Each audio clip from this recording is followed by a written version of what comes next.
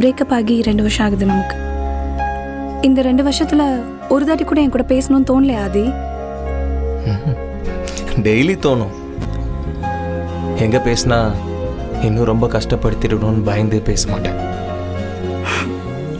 எனக்கும் அப்படிதான். டெய்லி காலையில் எழுந்திரிச்சோன்னே உனக்கு தான் குட் மார்னிங் மெசேஜ் அனுப்பணும்னு என் கை போகும். அதனால தான் உன் நம்பர் டெலீட் பண்ணிட்டேன். அப்போது உங்ககிட்ட என் நம்பர் இல்லையா இல்லையா? 9798223344.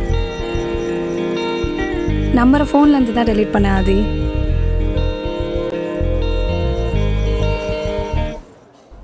நாங்கள் ஆர்டர் பண்ணலையே. நான் தான் பண்ணலையா?